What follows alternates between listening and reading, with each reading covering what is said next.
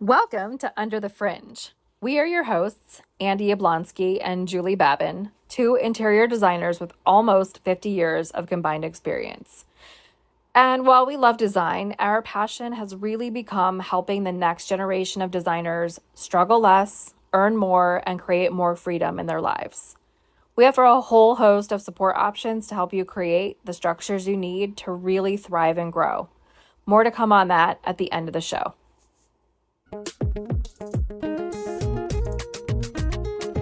We are especially excited because we have Dr. Joce with us today. Hi. Yes. Hi. Thank you for joining us. Oh, pleasure. Yes. She is not only our friend, but also our chiropractor and someone who takes excellent care of herself. So we're excited to talk to her from her perspective, especially about what self-care means in a world of thriving versus just surviving, because I think those are two different things. What are some of her favorites? So we were just sort of like beginning this chat a couple minutes ago, like what are some of our favorite self-care practices? Jules, you said napping is maybe your number one? One of my favorites. Yeah. Do you have any other ones that you're like really addicted to? I think going for walks Super great. in Yeah. the middle of the day, like when you can take a break and go do something outside. Yeah. We have a walk planned right after we're done recording with our Yay. Yeah, but I think Uh, one of the reasons why I'm excited to talk to Joce is because obviously as a chiropractor, you are thinking about everyone's alignment and how we're all on our devices and all these things. But you're also a business owner too, and that's, who we're talking to. And so we know you do your own, like really, actually excellent job of taking care of yourself.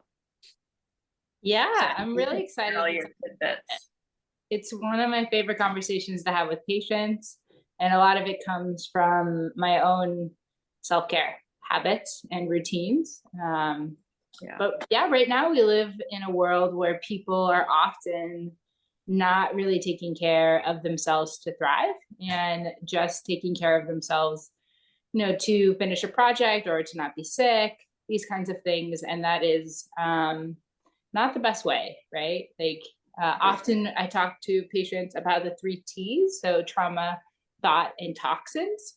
And that's kind of how I approach self-care and self-care talks, usually with patients and also with myself, because those tend to be the avenues of approach when it comes to self-care. Also, those are the avenues of talking about subluxation and alignment issues in the body. And the three T's were trauma, thought, and toxin. Yeah. So those are kind of the 3 things that we say enter our body, how we become misaligned or subluxated. And thoughts are, as you would think they would be, they're these sort of, what is the self-talk that you give yourself? Yeah. And then toxins are things that you receive via your environment, right?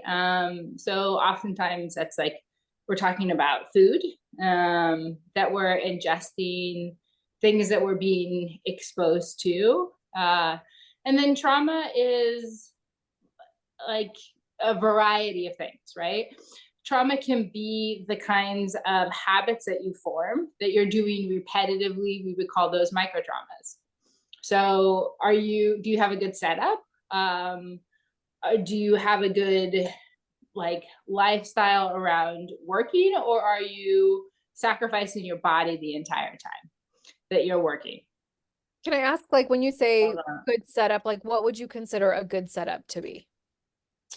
Well, different things, right? So I would consider you would first want to have an ergonomic setup. Okay. Right. So you want, and usually you do an ergonomic assessment, but ideally what you want is you want to have a firm cushion with your feet on the ground, your back upright, right? So you want a nice curve in your lower back. And when we were working inside of workspaces, we were typically having great lumbar support because businesses are responsible for being able to have a certain amount of form and ergonomics set up so that you don't get injured. Otherwise, it's a workplace injury, right? But we are not that thoughtful of that when we are doing our own setups at home. And then having your shoulders back and then your elbows at a 90-degree angle to your workstation. Okay. Right? So if it looks like this, right? And it really should be nice and flat, right? And so you should have a 90-degree angle from your elbow to your shoulder, and then a flat wrist, right? So your wrist shouldn't be really at any kind of angle. It should be pretty neutral, right? At 180 degrees. So that's as far, and then your screen, right? Your screen should be eye level or slightly up. You are lifting instead of this motion, right? You want this, right? Or this. I mean, basically, since so many people have laptops are only supposed to be like a quick thing. You don't use it all day. And so you ultimately need those stands where your keyboard is down. Like, you use my laptop all day. I know. Yeah. Well, Andy's the only person that I've met who can use her laptop like on the sofa or something like that. For me, that's just already way too uncomfortable. But the desk thing is good because as designers, we all work at our desks maybe like half of the time. And then the other half of the time, we're lifting really heavy samples. So any recommendations for, like, our job is sort of half physical and climbing ladders at the job site and stuff like that. True. So I would say one plus to having work that kind of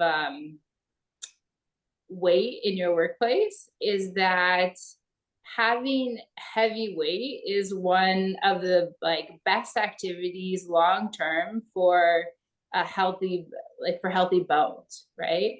So we really do need something more than just our body resistance, but we do need weight resistant, right?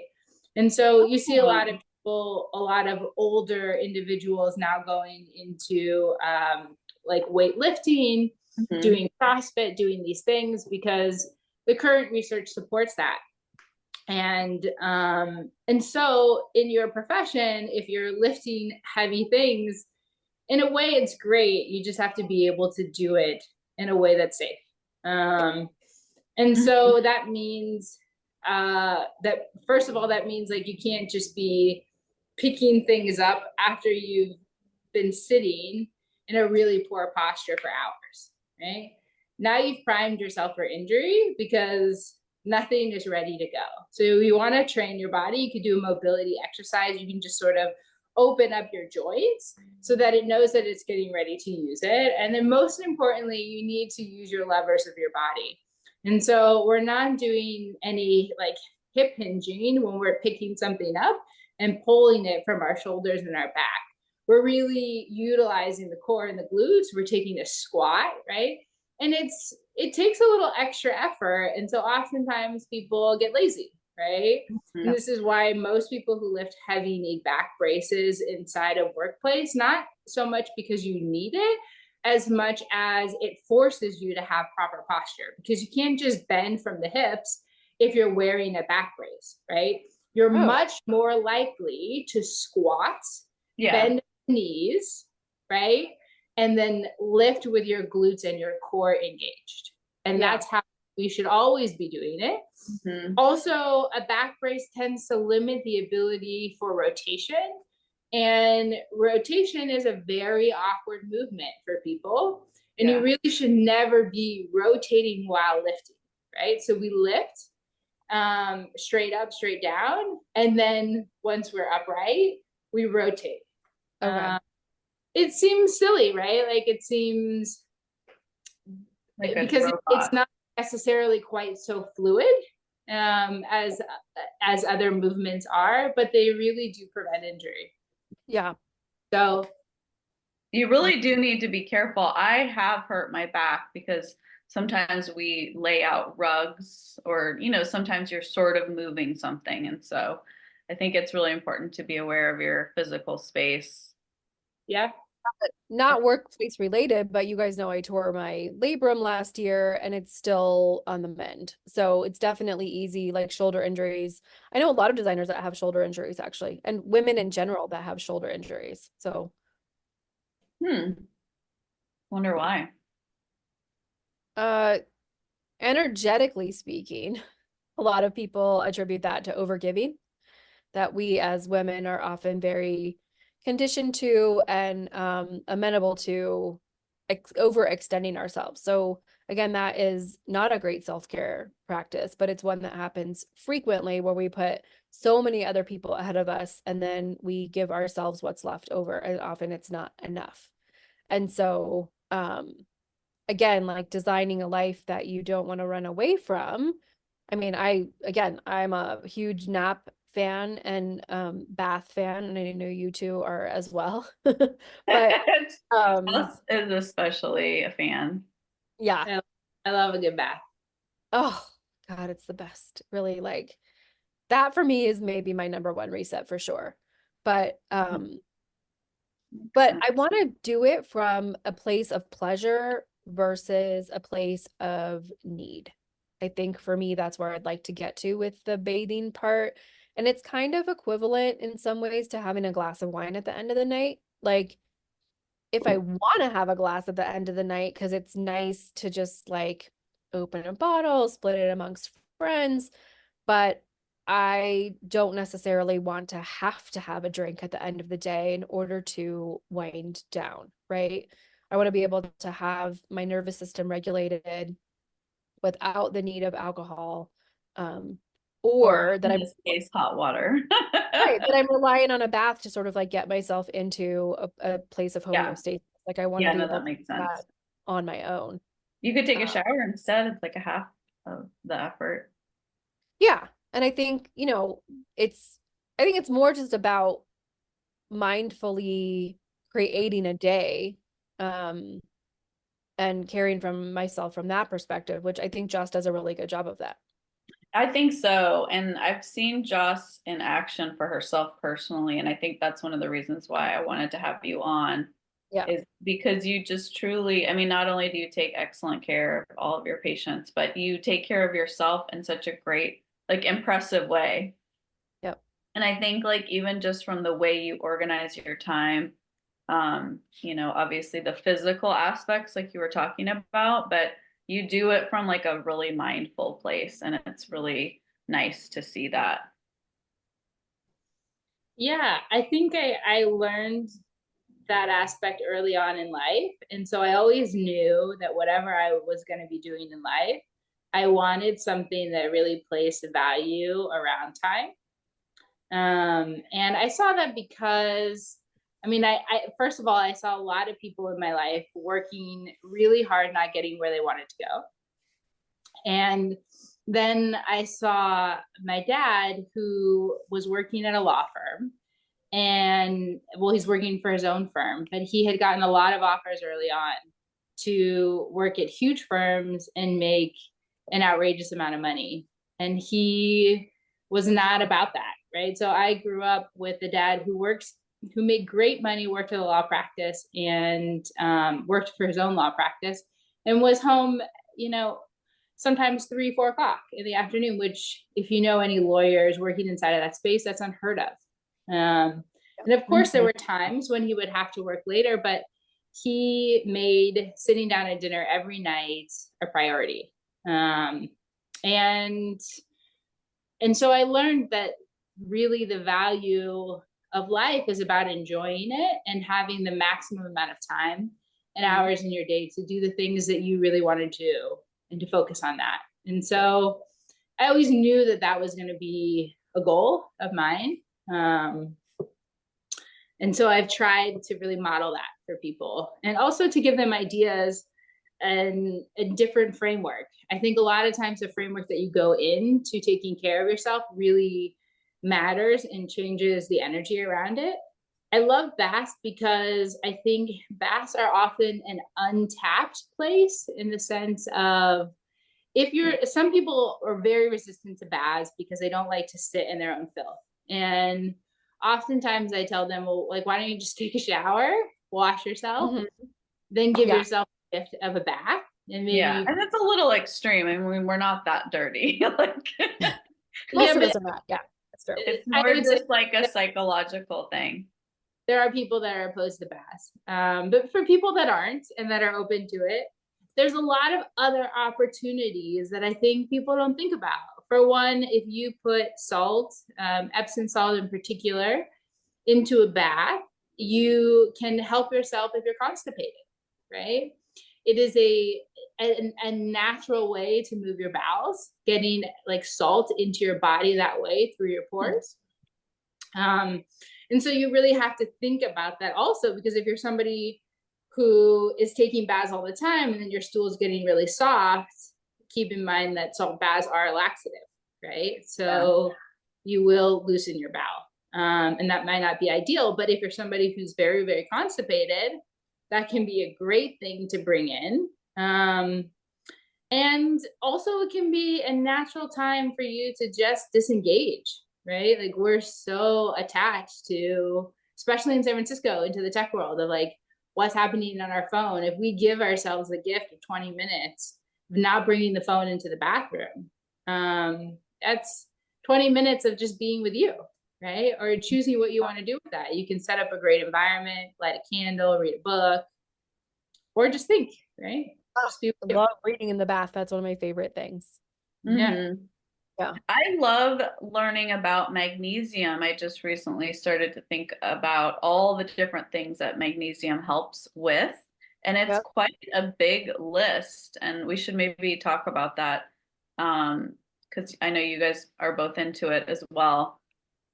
Well, like you just said, it helps you get regular, which is probably one of the most important things. My dad and mom had a health food store. So my dad was always selling supplements and stuff. And anytime I heard him helping somebody with a health related problem, the first thing was to get you to be able to go to the bathroom. And removing toxins from the body. Yeah, that was always the first thing. Like, if you're doing any health thing, you want to take out the trash. And then what else does magnesium help with? Sleeping. That's been a huge one for me, using magnesium for a full night's sleep. But it also accesses vitamin D. Like, if you're taking vitamin D, you need to be taking magnesium. Pretty much everybody works. Yeah. So it's just interesting. I just found that magnesium was quite remarkable. If you are a migraine sufferer like I am, oftentimes low magnesium causes migraines. And one thing that I've been aware of for quite some time, and I haven't been, aside from the month of December, eating a lot of sugar, is when you when you eat a lot of sugar, you actually are depleting the magnesium. So for every gram of sugar, I think you lose 10 grams of magnesium. It's kind of a high ratio. So if you are, even if you're eating a lot of fruit and things like that that have natural sugar, you have to be able to replenish that magnesium. But yeah, it helps with sore muscles, migraines, as you said, sleep and getting regular. I'm sure it does like quite a few other things. It's one of the most common deficiencies that creates a lot of havoc in the body. Yeah, that's what I was discovering recently. Yeah, if you're and so one of the ways is the bath. Like, I've always thought of using a magnesium bath as like, let me do this for my muscles and my structure, you know. But Joce, how you were saying it gets into your body and actually affects other things too is really interesting. I did not know that. If you're using magnesium also, especially if you have migraines, if those migraines are tension related, that's probably why the magnesium is working, because it's relaxing the muscle, and it is a muscle relaxer, right? So people that get cramps and things like that, one of the first things you would do is put them on magnesium along with other supplements as well. Mhm. Nice. Yeah. Very nice. That's good to know. All right. There's Any just other? certain health hacks that are really key, and we all are top performers. And so this is a whole mechanism, our body. And so we really need to look at every aspect, like mental exhaustion, physical exhaustion, emotional exhaustion. There's all these different ways that we need to keep rejuvenating our batteries. What other? I think like emotional is also a good one to talk about, because I know a lot of times that's why I end up taking a nap, is if I sort of feel overwhelmed emotionally, or just maybe maxed out or sort of fried. That's a great time to take a break. And because the nap could be 5 minutes, it could be 20 minutes, it could be longer, but it could be very short and equally powerful.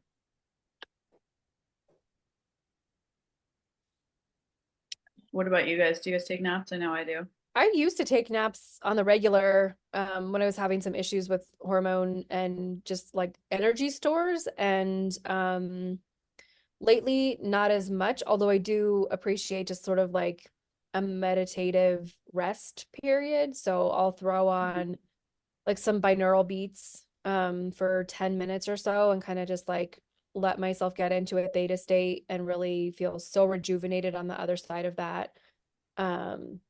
Or as we know, I love my mini trampoline and I will go bounce on that for a couple of minutes instead of taking a nap. And that will often like restore my energy if I feel like I need to keep going, but I just need to also like get out of my own way. That feels like a really good opportunity to reset myself. And the jumping just, gets all the lymphatic system going, your blood going, your breath going. So it's kind of a and you really like that 5 minutes is if you go for it. It's a really good Oh extra yeah. Jumping good on the trampoline workout. for sure. Yeah. Joss, I know you're into swimming and other Oh things. yeah. Yeah. I'm super into swimming.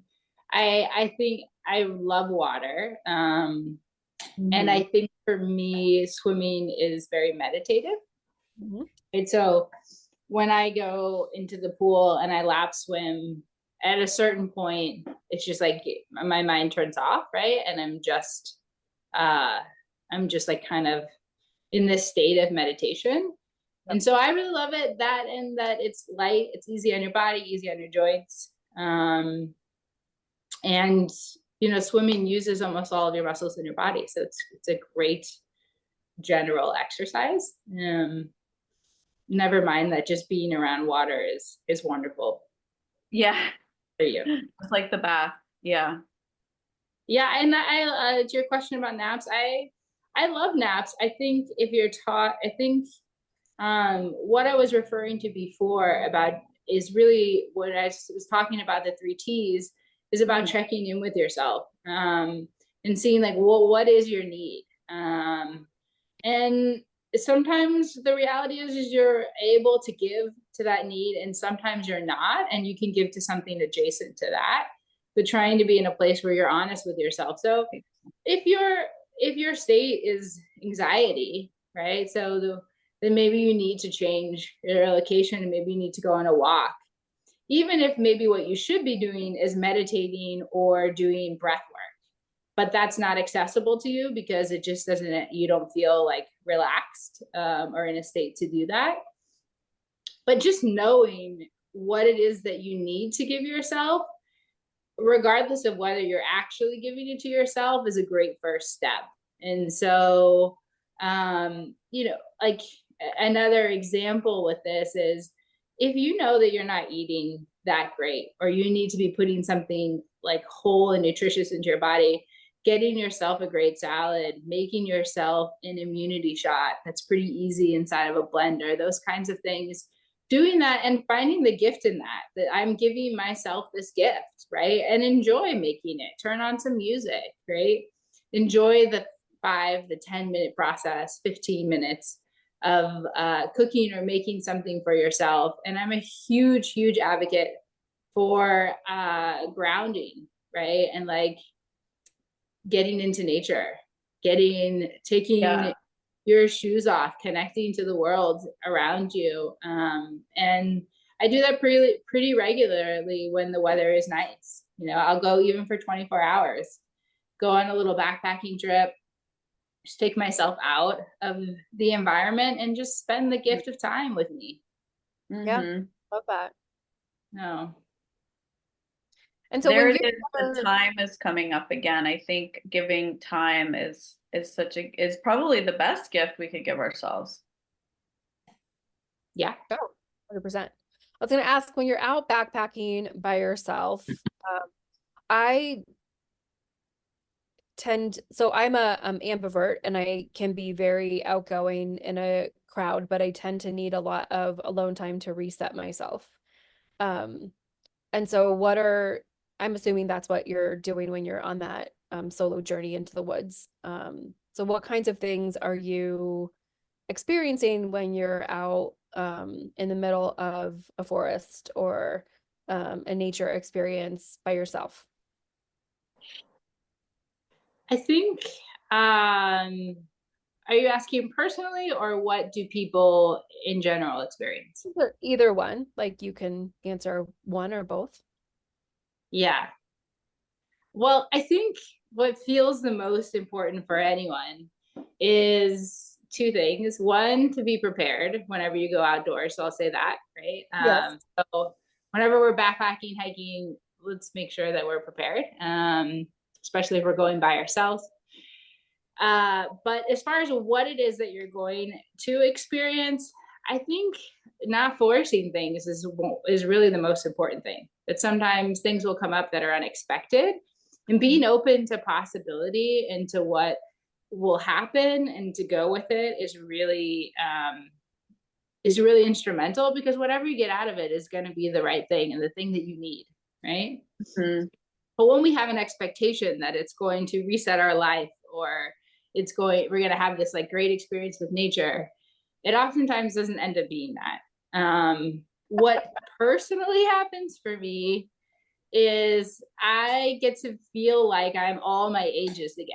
So when I'm like, I remember distinctly being a child, and I was an only child for like 8 years before the next set of kids came along.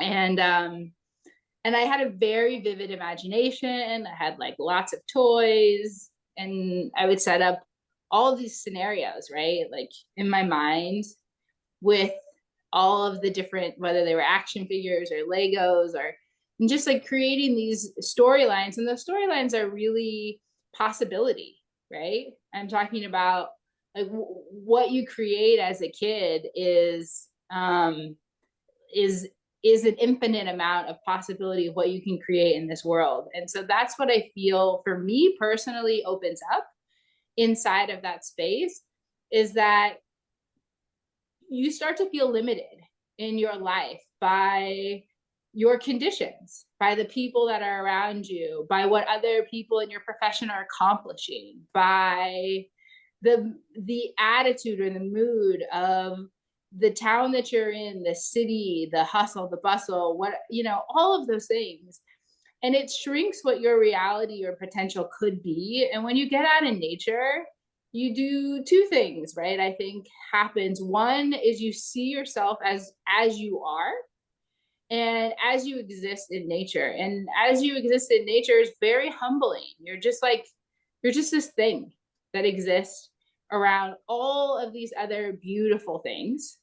And when you look up at the night sky, it's just so vast, right? And everything about you feel like both in harmony with what nature really is, and also you get appreciation for your role in it, which is both really, really significant and also super small, right? Yeah. And it's humbling. So, but yeah, I mean, I think I get to listen to myself. I get to explore nature and explore in all the different ages, like when I'm 2, when I'm 3, when I'm 4, when I'm 10, when I'm 12, right? That kind of curiosity. And when I come back, and so I always bring a journal with me, even if it's a small one. Even if I have no room, I'll find room for a journal. You can always find room for a thin piece of paper, just to write things down that come up for me, that feel meaningful.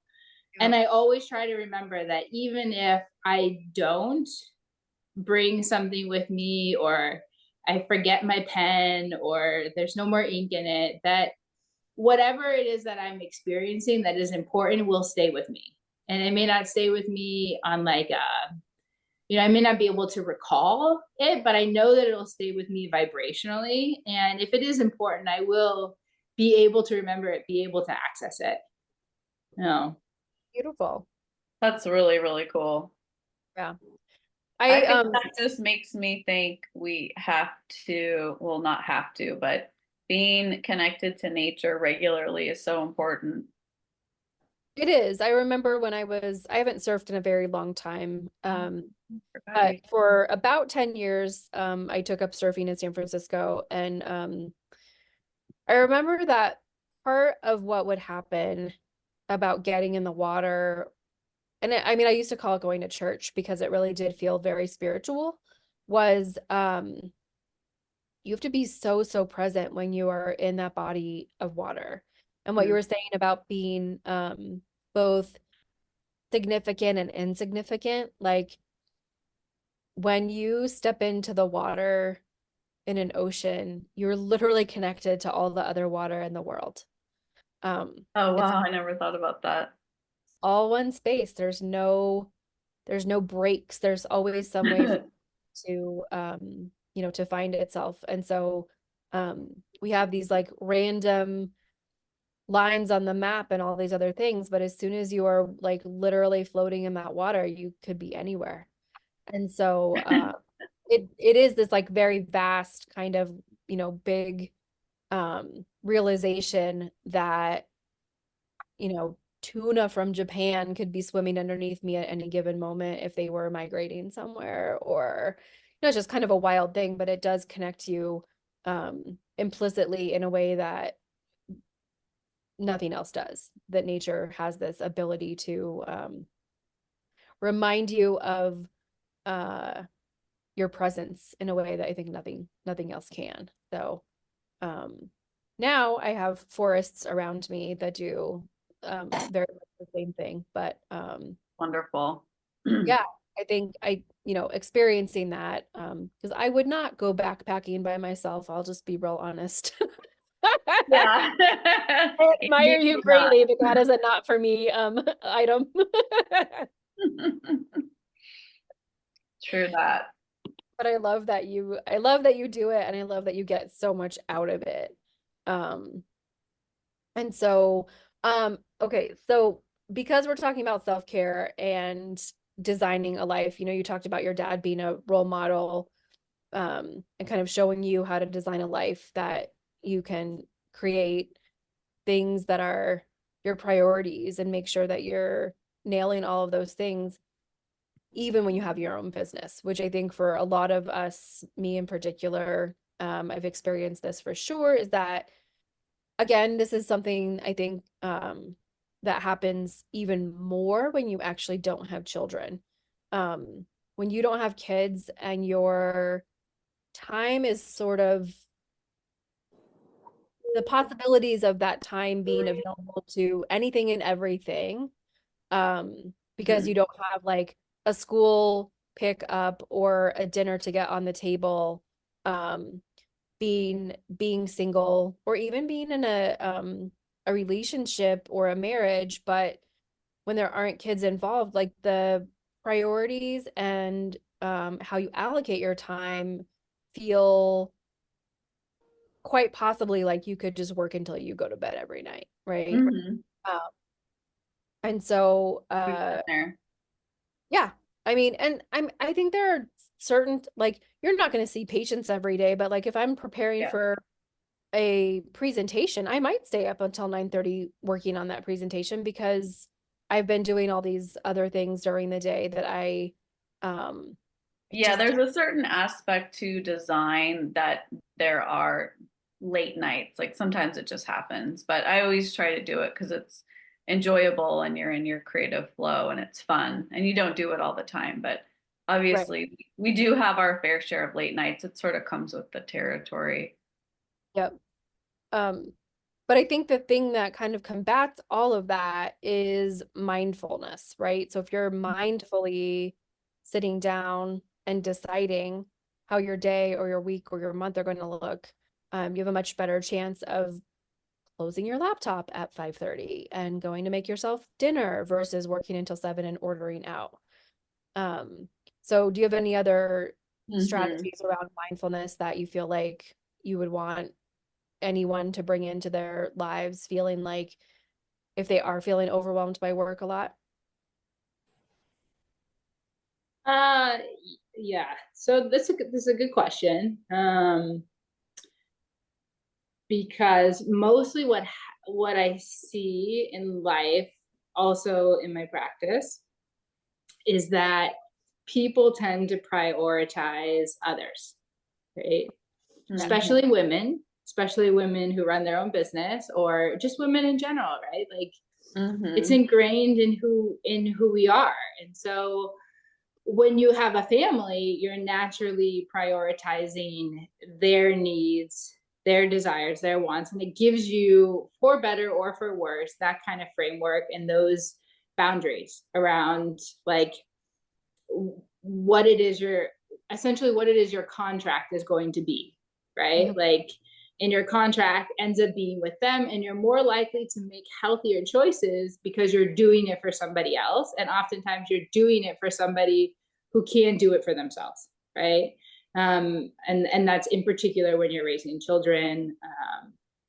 So it becomes a challenge when you don't have children, if you choose not to, whatever the case is, or if you're just in that place in life where you haven't yet, whatever, it doesn't give you the same amount of parameters, and like kind of hard and fast like rules or contract with yourself. So you have to be really intentional about what it is that you want to create and what it is that you're going to be okay with.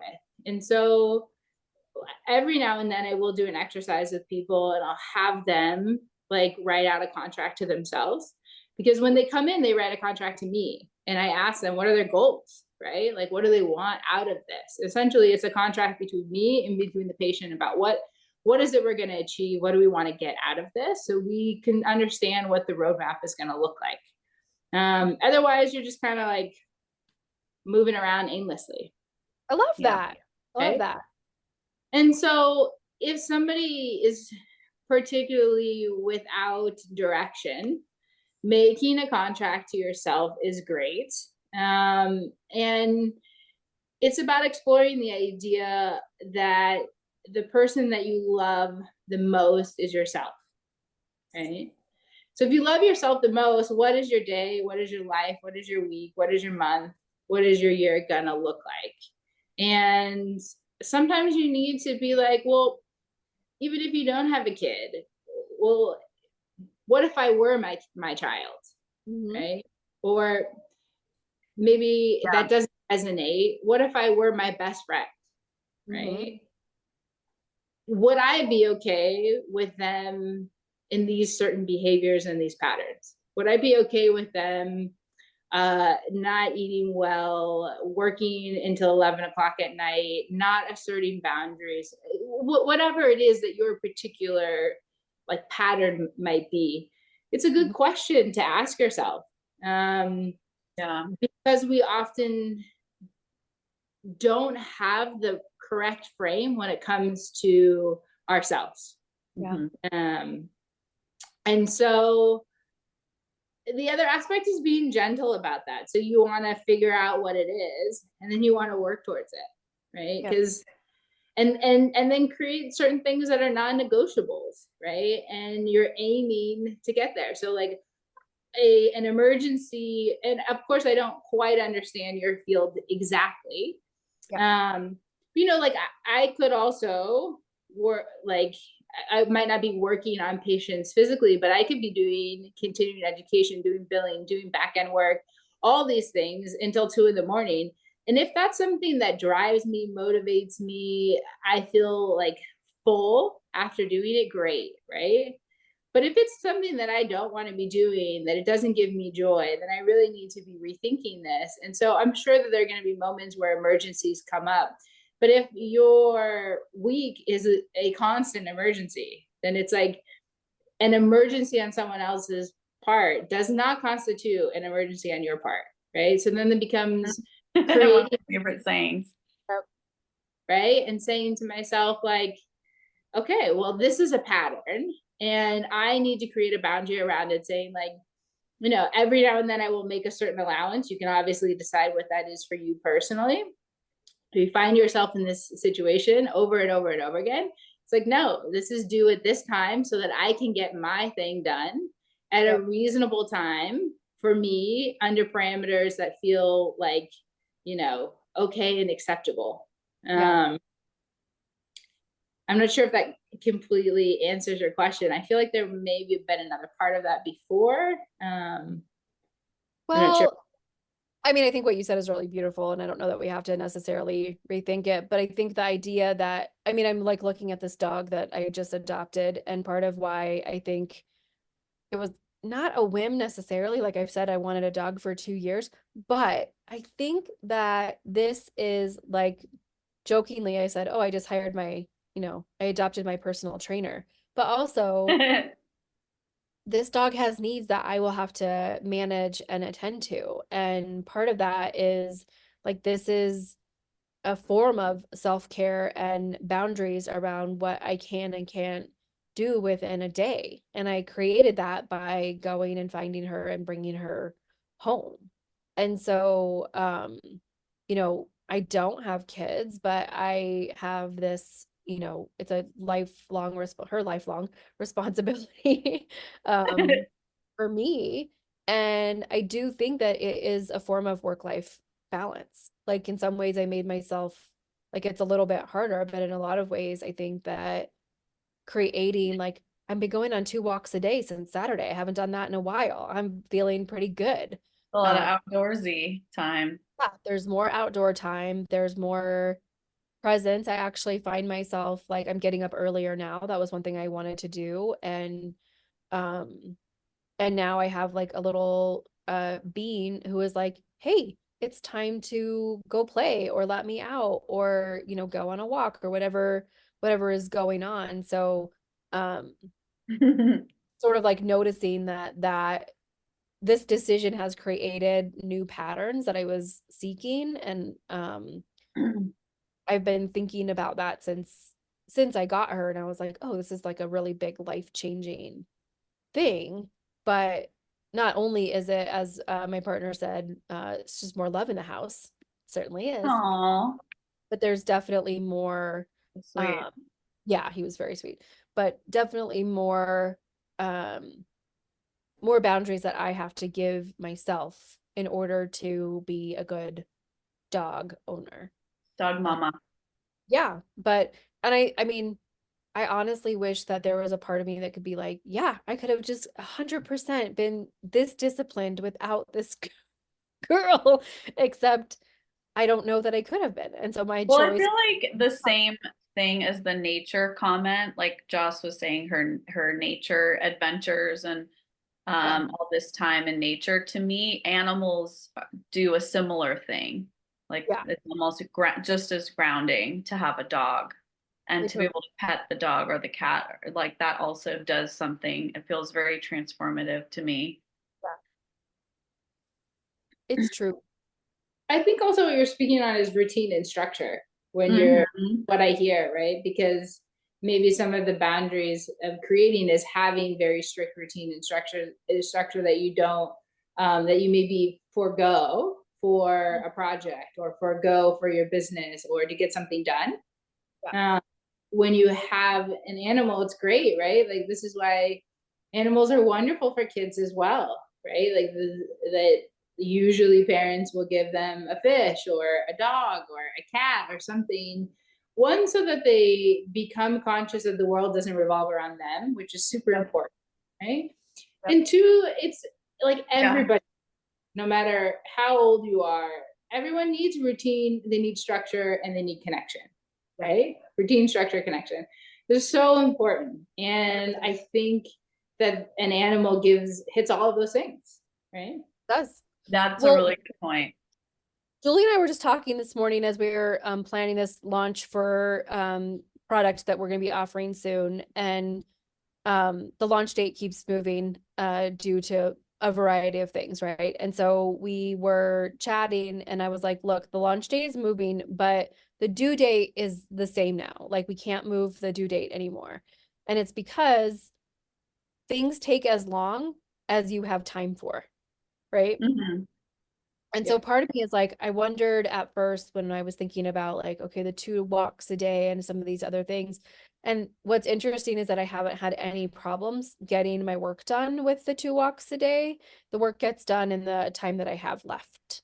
And so I think one of the things that That's I hear important. from so many people, right, is I don't have enough time. And that's not true.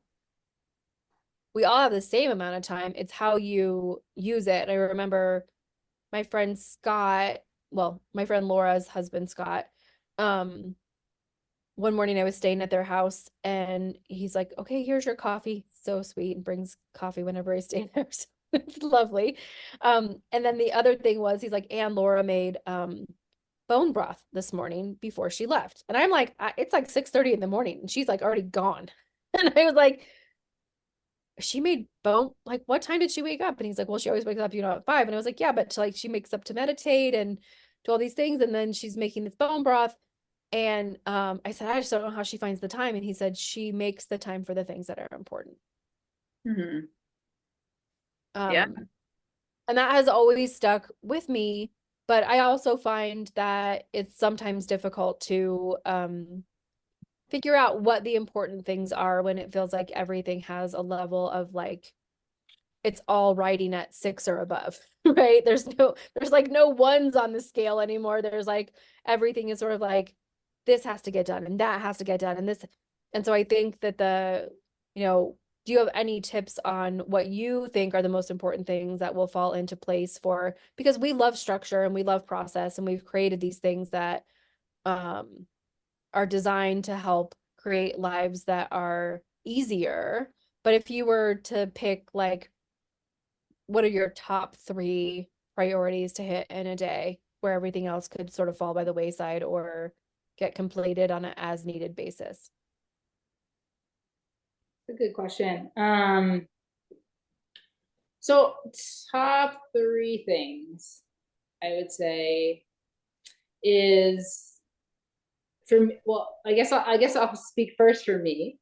Mm-hmm. One would be eating well, right, is a top thing for me.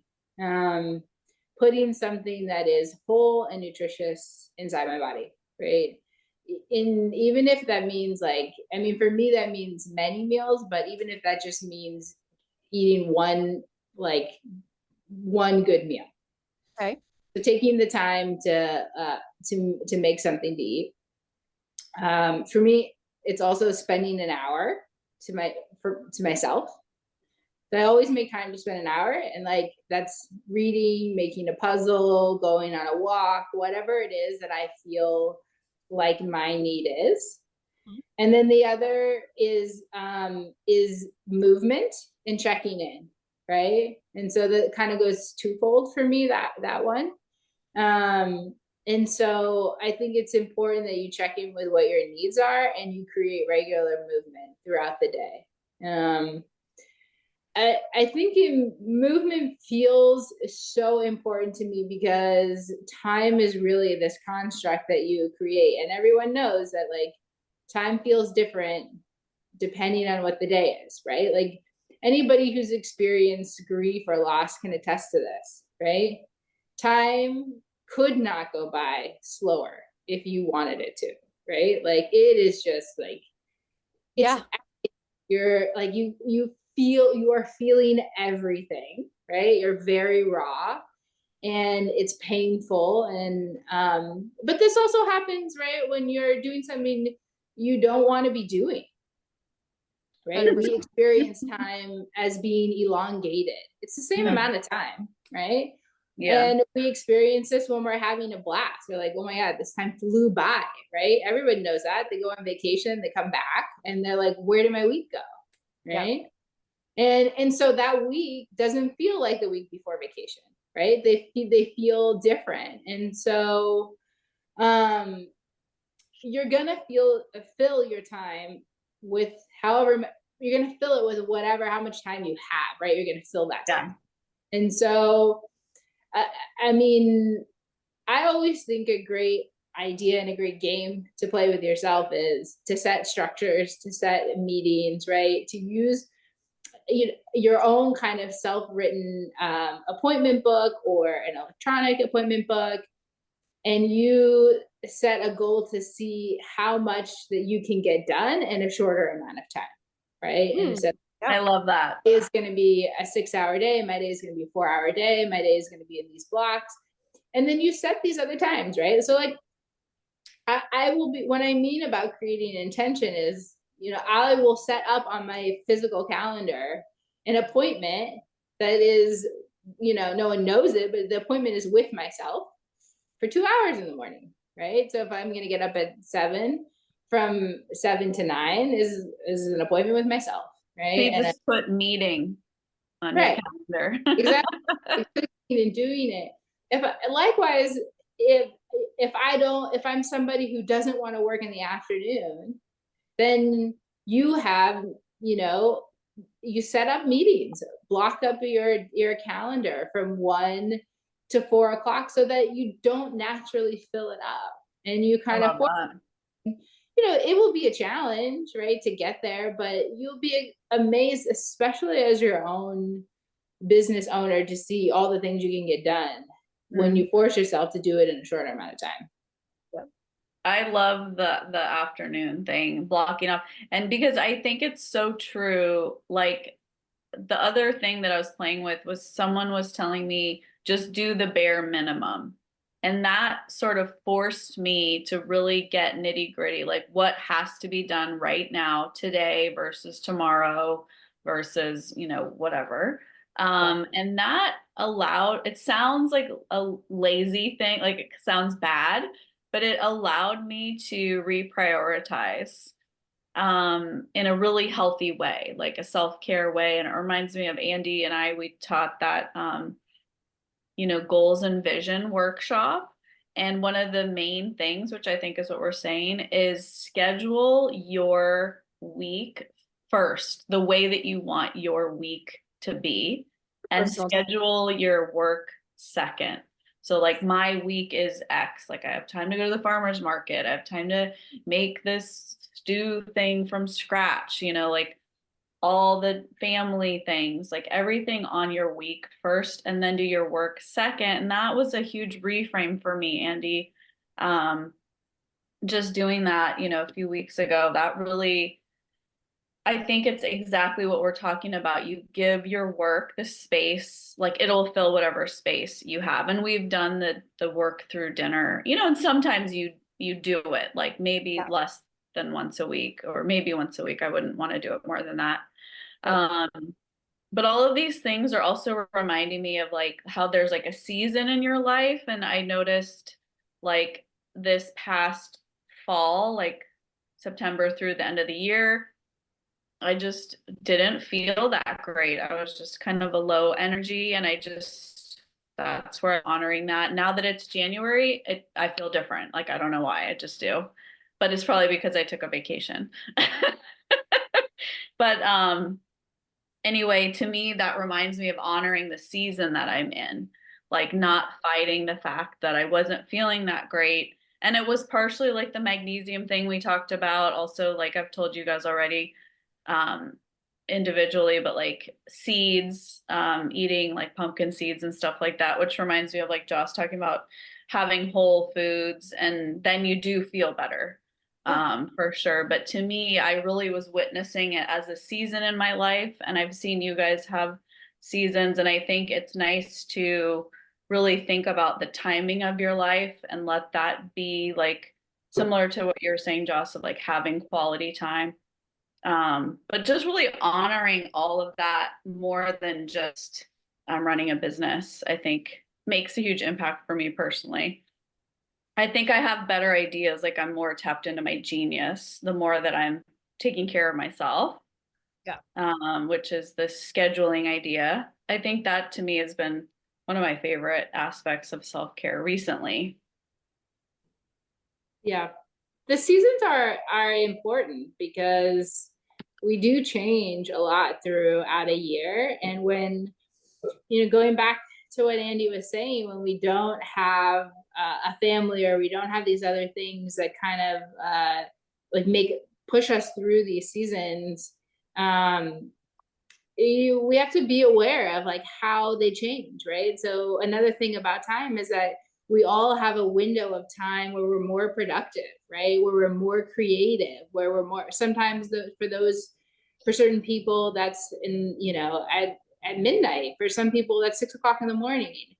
And that also is not set in stone, right? So it's sometimes, especially during, the changing of time, like when we go into daylight savings and things of that nature, when it gets bright really early, when that change happens, you might become a morning person. Yeah. Have your most creative thing. And it's great to know that because you can tap into that, not fight it, not sleep in, but wake up and capitalize and utilize that time. Likewise, when you fall back and it's dark, when you wake up in the morning and you might feel sad or depressed and you don't have a dog to jump on you or a baby to wake you up or these kinds of things, it's important to remember that we are connected humans with great community and to ask for help, right? And help doesn't look like, oh, I lack something, right? But just that I want to be my best self, and you reach out to your friend who lives down the street, or you call your best friend up in the morning, you call your mom, and you set up a regular morning date, right? Or a morning workout routine with somebody else to help you like move through that. Because I mean, this is like one of the oldest adages in business. If you want to go fast, go alone. If you want to go far, go with someone else, right? Yeah. Mhm. Yeah, And so, yeah, and I mean, this is how we are ingrained and connected as humans. I mean, my business is called Opa Vita, which is like from this Gaelic term that it means like the thread that binds humanity, right? It's often the thread, like the adage is like you're hanging on by a thread, right? And sometimes we've come now to reclaim that term as something that feels belittling, right? To be hanging on by a thread, to barely be there. But really, the origin of that is to be hanging on by the thread. The thread is your universal thread that binds you to all of humanity, to your generations that come before you, right? And so that is your strength, right? You can think of it as like an avatar, right? That's like connected to everything that ever existed. And in that vein, you have like, that is what you have the ability to tap into in your life every time you feel like you are not your best self, right? And it's not a weakness, it's a strength.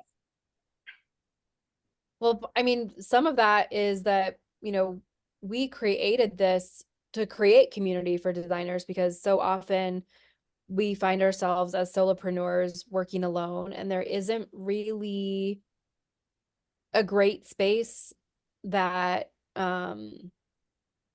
makes us feel connected. And I mean, I would say because I moved here for design school and then got a job in design, like 90% of my friends are designers, and yet it's rare that we actually over the years have like reached out and said, I need help with this thing, or can you, like, I have a few people that call which inspired me to become a coach.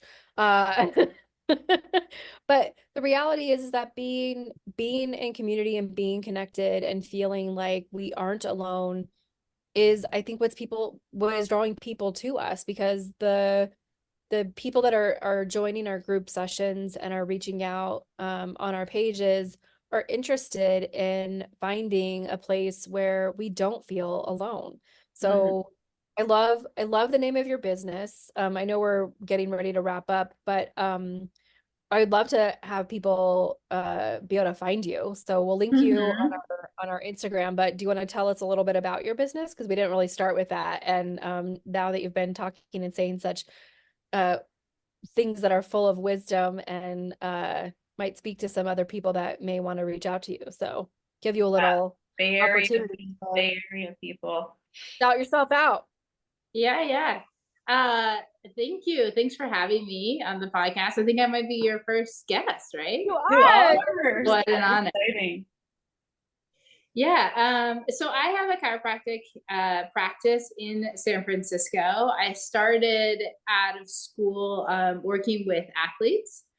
And so I've transitioned my care to being, to being here locally in San Francisco, and also trying to bring that kind of care that I brought to athletes, which is really like a very holistic, complete kind of care around all the different parts of you, both like emotionally, physically, and like your expression of yourself to be your best self, right? Because when I work with athletes, people might be surprised that it's not just injury, right? We're like checking in with them in all different kinds of ways, right? And their anxiety, their mental health, their physical health. And we're not just working with spines and backs, which is what people primarily think about chiropractors. We're working with their soft tissue, we're working with their feet, we're working with their hip alignment, their knees. In fact, most of the work I did was actually outside of their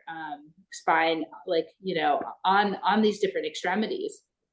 And so creating an environment where you can like heal all the parts of you, but also heal together, right? Like heal connected to other people who are also healing, form community, form bonds. Yeah. It's super important, right?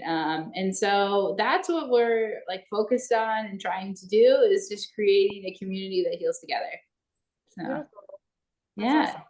And so people can come see you. Your preferred method of scheduling is... I mean, they can schedule online on Square, all these different things on my Instagram page, but it's the easiest, honestly, just to text. Okay. Well, we'll make sure we put them in touch with you too. Yeah. When we post this, we'll tag Well, you. I guess we should ask, are you taking new patients? Yeah. Good. I love the approach of the holistic, like you explained it, about an athletic lifestyle. And I always have said that us as business owners, you're expected to perform at a pretty high level. And so why wouldn't we give ourselves the same resources that we obviously would give an athlete? Like, of course, an athlete would have a coach. I mean, I remember when people were like, why would you have a coach? And I'm like, because everyone needs one. And now it's a little more well understood, but it's like having your team. I consider chiropractic work part of that as well. Getting, wellness, what would you call it when you're getting like tune up, when you're always kind of like getting adjusted at least maybe twice a month or something. It seems to be a good amount of time. But Joce has been amazing with chiropractic. She does a fair amount of muscle work, and so the adjustments are just really comprehensive. Yeah, true. Yep. It's been a real pleasure watching you work on people, Joce. There's definitely something special that you have going on. And I think that we can tell just by the way you explained the bigger picture of everything. I really learned a lot from that. Thank you so much. Yeah. Anytime. Anything else you want to add before we say goodbye? No. Is there any other questions you have for me? I think we should just think about what we're going to talk about in our part 2 episode with you. Yes, definitely want to have you back and explore some of these We're other doing, deeper themes. we're doing quarterly workshops, and so maybe we'll also create a quarterly wellness update. We could do that with Love Joce. that. Yeah. Dr. Joce. Yeah. Yeah. Well, I mean, I love what you women are doing and bringing community and connection together inside of your industry. And yeah, and I hope you guys are really able to create a space where you can lean on each other. Inside of the chiropractic space, it's pretty, there's such a strong community if you choose to be a part of it. And everybody is a part of it at some point, right? Because you can't really learn to adjust. You can't really learn how to be in a space with people and to give them the best care without learning from others. Mm-hmm. And so in our profession, we're forced to create community, at least to a certain extent, and at least for a certain amount of time. And I think you only go stronger the larger your community is. Right? Yeah, one of our favorite sayings, Andy and I, we learned this over the years at the company that we worked at, was, you know, 2 heads are always better than 1. And so we always thought about that when we're designing. I'm going to be a better designer if I'm designing with somebody else. And I feel that same way, Andy, when we talked about this community, it was the same concept, like, oh, I'm going to be a better human being able to interact with all of these people on a regular basis. I think that we can always learn from each other, and there's like a renewing when you sort of are humbled and you just think, oh, how can I be curious about this today? That renews my spirit, and there's something very healing with community. I don't know exactly what it is, but it just taps into probably our higher selves or something. Our tribal selves for sure. If nothing Yeah. our ancestral ways Tribal. of thinking that we couldn't actually survive without other people. And now I think, you know, we have a similar situation in design where you do tend to learn from other people and then you go out on your own. And I think what we are creating is the way back to that tribe, because so often you like go off on your own, and then in that isolation, you're not really experiencing the joy of the work anymore. It's harder to access because the business side of things is difficult. So I love that, you know, what we've discovered through this call is that community is really one aspect of self-care that might be the most important that we can provide in conjunction with some of these other pieces that we're talking about. I think that having a morning routine and creating something for, not a morning routine, but a daily routine, creating something for yourself that is really honoring your own spirit. And then also finding yourself in a space of community where you're accessing connection is 2 things that are certainly really important for longevity within your business and in your life. So excited to continue this conversation at some point in the near future. So good to see you, Joce. Thank you for coming and sharing the morning with us. We really appreciate it. Yeah, thanks for having me. All right. Love you, ladies. Talk to you soon. Love you. Bye. Thanks for listening and being part of our community. Speaking of community, please head over to our website and sign up for podcast alerts and blog posts. And if you're looking for more resources to up-level your business, create more time in your schedule, and improve your profits, we have a blueprint for your success that covers mindset, systems, business, teams, and tools. Think of us as your unaccredited university. Visit us at under-the-fringe.com and tune in next week for our next deep dive on creating more freedom and less struggle.